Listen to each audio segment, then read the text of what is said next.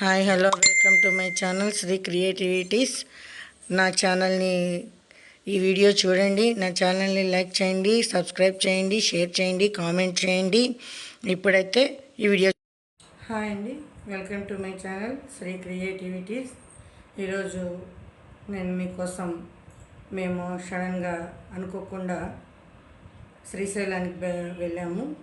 అక్కడ విశేషాలు ఏంటి, లాక్డౌన్లో ఇలాంటి ప్రయాణాలు సౌకర్యంగా ఉన్నాయా లేదా, లేకపోతే వాటి వల్ల వచ్చే పరిణామాలు ఎలా ఉంటాయి అనే వాటి గురించి, మరియు అక్కడ కరోనా పరిస్థితుల వల్ల మనకు అక్కడ ఏ విధంగా ఉంటుంది అని అనేది చాలామందికి కొంచెం భయంగానే ఉంది.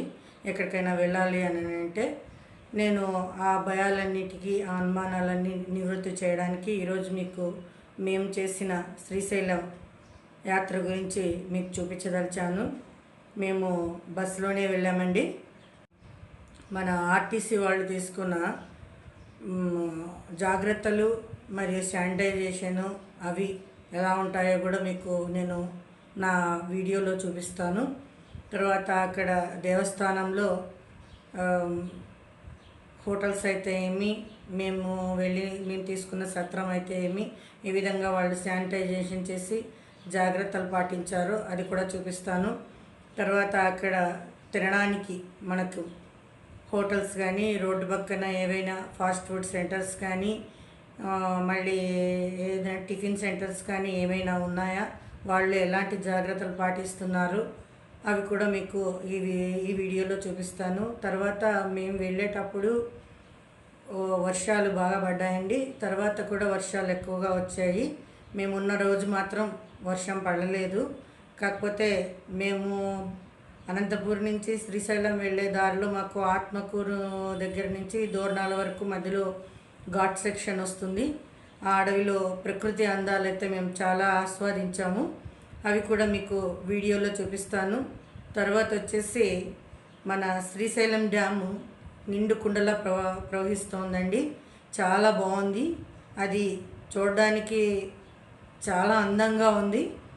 అవి కూడా మీకోసం నేను షూట్ చేశాను. వాటిని కూడా మీకు ఈ వీడియోలో చూపిస్తాను. మరి ఇంకెందుకు ఆలస్యం అండి, వీడియో చూసేద్దాం.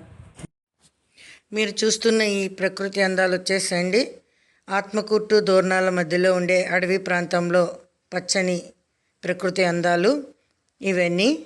మేము ఎర్లీ మార్నింగ్ 6 o'clock నుంచి షూట్ చేశాను నేను.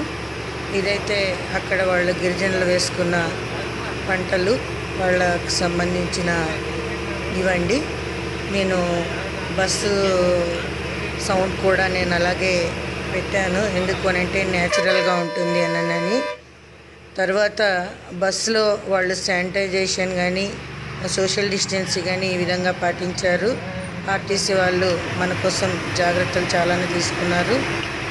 ఇప్పుడు శ్రీశైలంలోకి ఎంటర్ అవుతున్నామండి. ఇది మేము బస చేసిన బ్రాహ్మణ సత్రం. ఇది చాలా బాగుంది. అంటే శానిటైజేషన్ కానీ, అక్కడ వాళ్ళు తీసుకున్న కరోనా నివారణకు సంబంధించిన భద్రత కానీ, మనకు కావాల్సిన జాగ్రత్తలు అన్నీ బాగా నీట్గా ఈ సత్రం ఉందండి. ఇది బ్రాహ్మణ వసతి సత్రము. ఎవరైనా బ్రాహ్మణులు ఇక్కడ వసతి చేసుకోవడానికి వీలుగా ఉంటుంది. ఇక్కడ భోజనం కూడా ఉచితమండి ఇక్కడ బస చేసిన వాళ్ళకి. ఇక్కడ మనకి అడవుల్లో దొరికే ఔషధాలండి ఇవన్నీ. ఈ ఔషధాలతో న్యాచురల్గా దొరికేటివి ఇవన్నీ.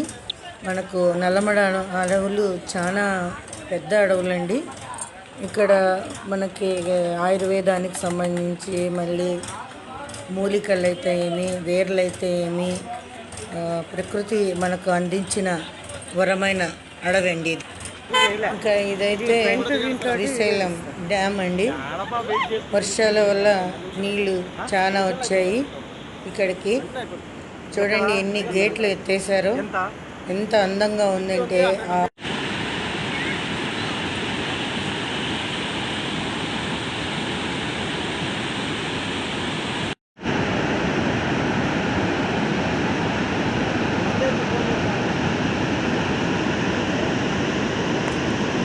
చేయకుండా ఈ నీటి హోరును వినండి. ఎందుకంటే న్యాచురాలిటీ కోసం నేనేమీ మాట్లాడకుండా నీటి సౌండ్ని అలాగే ఉంచేశాను.